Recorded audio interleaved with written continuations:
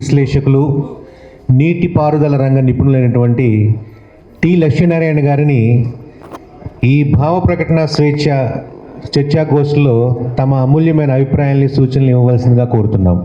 C Raghavachari గారి press academy ఆధ్వర్యంలో ఈ తరహా సామాజిక ప్రాధాన్యత కలిగినటువంటి ఆంధ్రప్రదేశ్ అభివృద్ధికి దోహదపడేటువంటి అంశాలపైన చర్చనీయాంశంగా చేసి మాట్లాడడం నాకెంతో సంతోషం కలిగింది. సురేష్ గారు నన్ను ఆహ్వానించగానే, ఈ విషయం చెప్పగానే అంగీకరించి ఇక్కడ పాల్గొంటున్నాను. చాలా విషయాల ప్రస్తావనకు నా ముందు మాట్లాడినటువంటి ఇరువురు కూడా చేశారు. నేను తెలుగు జాతి ఐక్యతను నాడు కోరుకున్నాను. ఒక సుదీర్ఘమైనటువంటి కమ్యూనిస్టు క్రియాశీల జీవితానికి కూడా ఆ సమైక్య రాష్ట్ర నినాదానికి కట్టుబడి వదులుకున్నటువంటి ఒక వ్యక్తిని. ఈ మాట ఎందుకు చెబుతున్నానంటే, ఈనాడున్నటువంటి భౌగోళికంగా భిన్న స్వరూపాలు కలిగిన రాయలసీమ, కోస్తా, ఉత్తరాంధ్ర ఈ ప్రాంతాలు పటిష్టంగా, ఐక్యంగా అభివృద్ధి వైపున వేగంగా అడుగులు వేయాలని, సమతుల్యమైనటువంటి సమగ్రాభివృద్ధి సాధించాలని పరితపిస్తున్నటువంటి వాళ్ళల్లో నేను ఒకణ్ణి. వ్యక్తి స్వేచ్ఛని నేను బలపరుస్తాను, మీడియా స్వేచ్ఛని మనసా వాచ బలపరుస్తాను. కానీ అవన్నీ కూడా భారత రాజ్యాంగ పరిధిలో, మనది పార్లమెంటరీ ప్రజాస్వామ్యం కాబట్టి చట్టసభలు చేసిన చట్టాల పరిధిలో సామాజిక అభివృద్ధికి దోహదపడేటువంటి ఆలోచనలతో, ఒక శాస్త్రీయమైనటువంటి దృక్పథంతో, విమర్శన హేతుబద్ధంగా ఉండే రీతిలో సహేతుకమైనటువంటి ఆలోచనలని సమాజంతో పంచుకోవడానికి ఆ స్వేచ్ఛ వ్యక్తి కానీ మీడియా కానీ సద్వినియోగం చేసుకోవాలని నేను బలంగా కోరుకుంటాను.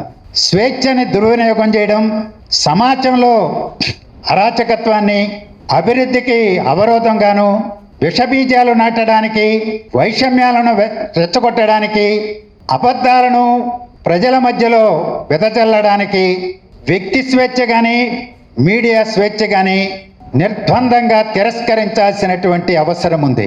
ఈరోజు సామాజిక మాధ్యమాలు అంటే వాట్సాప్ కానీ, ఫేస్బుక్లు కానీ, ఇతర సామాజిక మాధ్యమాలలో ఇలాంటి విష సంస్కృతి పెరిగిపోయింది అని సమాజం ఆందోళన వ్యక్తం చేస్తున్నది. న్యాయ వ్యవస్థ ఆందోళన వ్యక్తం చేస్తున్నది. కట్టడి చేయడానికి అవసరమైనటువంటి శాసనాలు చేయాలని పాలక వర్గాలకు, రాజకీయ పార్టీలకు, చట్టసభలకు విజ్ఞప్తులు విస్తృతంగా అందజేయబడుతున్నాయి. ఆ నేపథ్యంలోనే స్వతంత్ర నియంత్రణతో వ్యవహరించాల్సినటువంటి పత్రికలు, టీవీ ఛానల్స్ కట్టుతప్పి వ్యవహరిస్తున్నాయనేటువంటి భావన బలపడిపోతున్నది.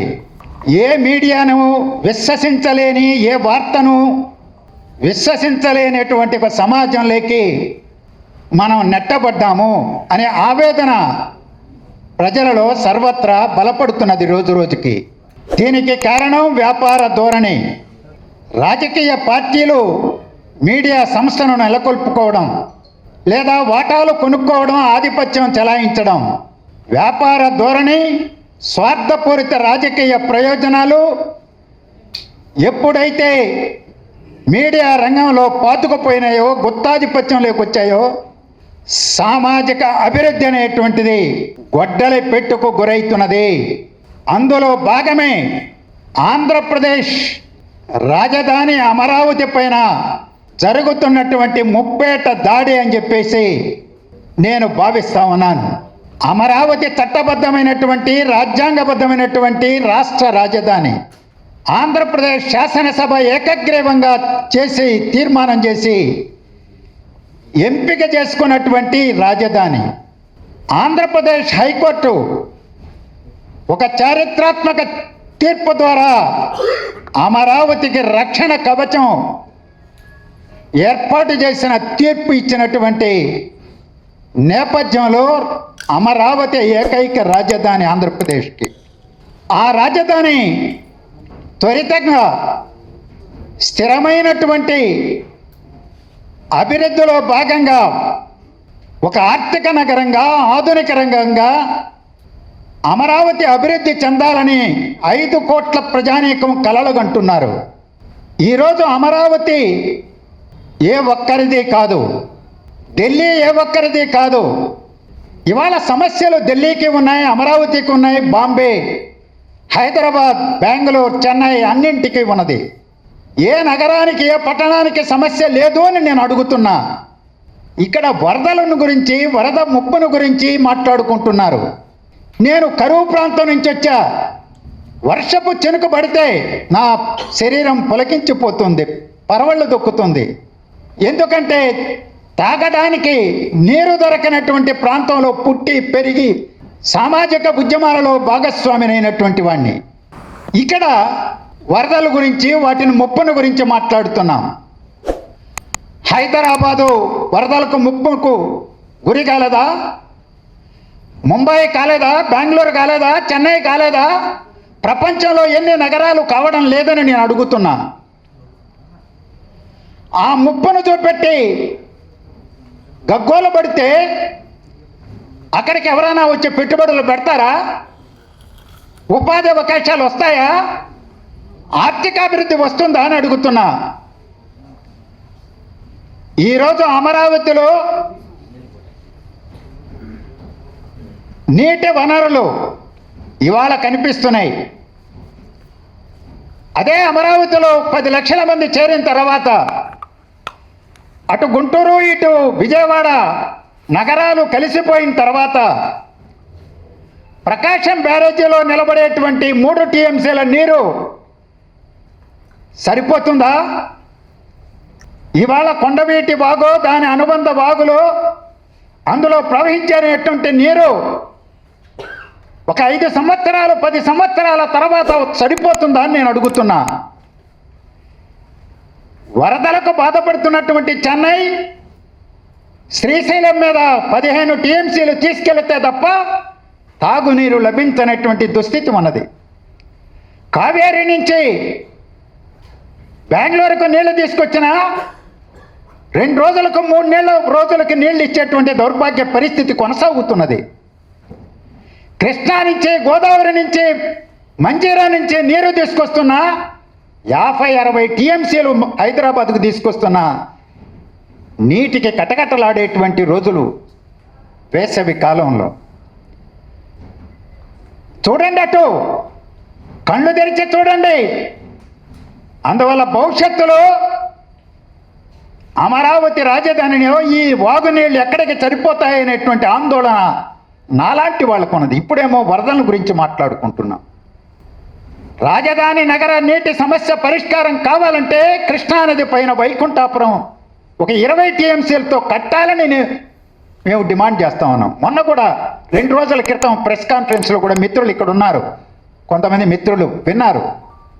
వైకుంఠాపురం రిజర్వాయర్ కట్టాలని డిమాండ్ చేస్తా ఉన్నాం. కారణం తాగునీరు, సాగునీరు రెండింటికి ఉపయోగపడుతుంది. సముద్రం పాలవుతున్నటువంటి నీరు నిలేసుకొని వినియోగించుకోవడానికి ఆలోచన చెయ్యాలని ప్రభుత్వానికి విజ్ఞప్తి చేశాం. ఈ గడచిన 2 మాసాల కాలంలోనే 536 టీఎంసీలు ప్రకాశం బ్యారేజీ దాటి సముద్రంలోకి వెళ్ళాయి. ఇన్ని నీళ్ళు ఇప్పుడు మన కళ్ళ ముందు కనిపిస్తున్నాయి. సమ్మర్ వచ్చేటప్పటికి స్వేచ్ఛగా నీరు దొరకదు తాగడానికి విజయవాడలో కూడా చాలా ప్రాంతాలలో. ఇప్పుడే ఈ పరిస్థితి ఉంటే భవిష్యత్తులో అమరావతి నీటి అవసరాలు ఆలోచన ఉండదా? చెప్పండి. విమర్శనాత్మక, నిర్మాణాత్మకమైనటువంటి సూచనలు చేయండి. నేను చెబుతున్నాను కదా, వైకుంఠాపురం అలాగే కొండవీడి మీద, వాటి వాగుల మీద ఎక్కడికెక్కడ చెరువులు, కుంటలు, వాగులు ఎక్కడ నీరు అక్కడ భూగర్భంలోకి పంపించుకునే, నిల్వ చేసుకునే స్వచ్ఛమైనటువంటి వర్షపు నీరది, ఫ్రెష్ వాటర్. దాని సద్వినియోగం చేసుకోవడం ఎలా ఆలోచించమని ప్రభుత్వాలకి సూచనలు చేద్దాం. చేయకపోతే నిగ్గదిద్దాం. ఆ పని చేయడానికి బదులు వరదలు వచ్చేసాయి, మనీ అయిపోయినాయి, కట్టడాలు లేవు, అన్నీ అయిపోయినాయని దుష్ప్రచారం చేస్తే, గావుకెక్కలు పెడితే ఏ సంస్థ అయినా వచ్చి ఇక్కడ పెట్టుబడి పెడుతుందా? ఏ పరిశ్రమ అయినా వస్తుందా అని నేను అడుగుతున్నా. మీరు రాజకీయంగా లబ్ధి పొందడం కోసం కులం పేరు చెప్పు, మతం పేరు చెప్పు, ప్రాంతం పేరు చెప్పు, వరద నీటి పేరు చెప్పు విష ప్రచారం చేసుకుంటే రాజధాని నగరం ఏ విధంగా అభివృద్ధి చెందుతుంది అని విజ్ఞతతో ఆలోచించమని మాత్రమే నేను కోరుతున్నా. ఈరోజు రాయలసీమ పైన గ్రామ కక్షలో హత్య రాజకీయాలకు పేరుగాంచిందని చెబుతుంటారు. నిర్ద్వందంగా తిరస్కరిస్తుంటాము. నేను ఆ ప్రాంతం అండి. గ్రామ కక్షలు ఏంటో, హత్య రాజకీయాలు ఏంటో నాకు తెలుసు. కానీ ఈ దుష్ప్రచారం చేస్తే ఓరవకలకి ఎవడైనా వస్తాడా పెట్టుబడులు పెట్టడానికి? కడపకి ఎవరైనా వస్తారా? అనంతపూర్కి వస్తారా అని అడుగుతున్నా. మరి కరువు సీమ పారిశ్రామికంగా విడికమరినటువంటి ఆ గడ్డ అభివృద్ధికి నోచుకోదా? అంతర్భాగం కావడానికి వీల్లేదా? ఎందుకు మాట్లాడతారు ఇవన్నీ? హుదూద్ తుఫాన్ వచ్చింది వైజాగ్కి. తుఫాన్ల ప్రాంతమైన వైజాగ్లో మనం దుష్ప్రచారం చేసుకుంటే వైజాగ్ ఏమవుతుంది? అక్కడున్న పరిశ్రమలు ఏం కావాలి? ఆధునిక రాజధాని, పారిశ్రామిక నగరం, ఇవాళ జీవనాడి ఆంధ్రప్రదేశ్కి.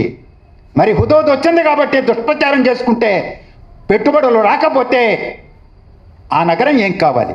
ఉత్తరాంధ్ర వెనుకబడిన ప్రాంతం ఏం కావాలి? ఎవడైనా చిత్తశుద్ధి, సంకల్పం, ఈ రాష్ట్రం పట్ల, అభివృద్ధి పట్ల ఆకాంక్ష, ఆవేదన ఉంటే సమస్యలు వచ్చిన చోట సమస్యలకు నిర్మాణాత్మకమైనటువంటి సదుద్దేశంతో సూచనలు చేయండి. మార్గాలు అన్వేషించాలి, శాస్త్రజ్ఞులను అన్వేషించాలి. ఈరోజు ప్రపంచంలో అండర్ గ్రౌండ్ స్టోరేజీ, సమ్మర్ స్టోరేజీకి ఉపయోగించుకునే అండర్ గ్రౌండ్ రిజర్వాయర్లు కడుతున్నారు ప్రపంచంలో. పంపుడు స్టోరేజ్ విద్యుత్తును ఉపయోగించుకుంటున్నారు. ఈ ఒక నీళ్ళ ఎంత బాగండి అది. వర్షం వచ్చినప్పుడు వాగు పొంగుతుంది. వర్షం తర్వాత అక్కడ కనిపిస్తుందా నీరు? నిన్న హైవే కడుతూ అక్కడ ఒక కన్స్ట్రక్షన్ జరుగుతుంటే మట్టి తీసి పక్కన దాంట్లో పోస్తే అక్కడ నీళ్లు నిలబడితే అవి ఎగదన్నాయి. ఒక బాధ్యత కలిగినటువంటి మీడియా మిత్రుడు, నేను చదివేదాన్ని, ఆయన పేరు కూడా చెప్తా, నాకేమీ అభ్యంతరం లేదు, సురేష్, ఇదే ఈ సమస్య వల్ల వచ్చిందని చెప్పాడు. అధికారులు దాని మీద దృష్టి సారించారు, పరిష్కారం అయిందని ఆయన రాశాడు. అలాంటివి చేయండి. నిర్మాణాత్మకమైనటువంటి విమర్శ, సూచనలు మీడియా మిత్రులు చేయకపోతే ఇంకెవరు చేస్తారు? కానీ అలాంటి బాధ్యత కలిగినటువంటి మీడియా దుష్ప్రచారం చేస్తే తిరస్కరించాల్సిందే ముమ్మాటికి. అందువల్ల మీడియా బాధ్యతగా వ్యవహరిస్తే ప్రభుత్వాన్ని ఆలోచింపజేయచ్చు. ప్రభుత్వాలు కొన్నిసారి ఆలోచన కూడా చేయకపోవచ్చు. ప్రభుత్వాధినేతలు మేము ఆ పని చేస్తున్నా వినిపించుకోనటువంటి సందర్భాలు ఉన్నాయి. బట్ వాటికని వాళ్ళు వినిపించుకోలేదు కాబట్టి మేము చెప్పడం మానుకోం. గత ప్రభుత్వ కాలంలో చెప్పాం, తప్పు చేస్తున్నావా జగన్మోహన్ రెడ్డి గారు, కులంని ఆపాదించద్దు,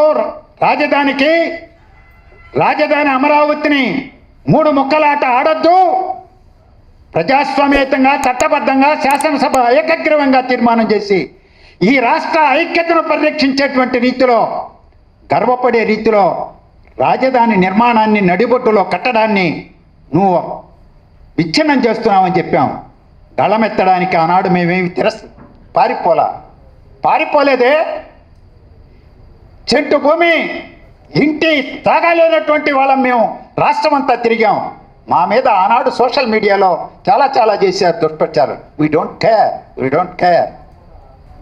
ఈరోజు కూడా ఈ ప్రభుత్వానికి చెబుతున్నాం, కొన్ని విషయాల్లో చెవికెక్కించుకోవడంలా ఎక్కించుకుంటే సుపరిపాలన జరుగుతుంది.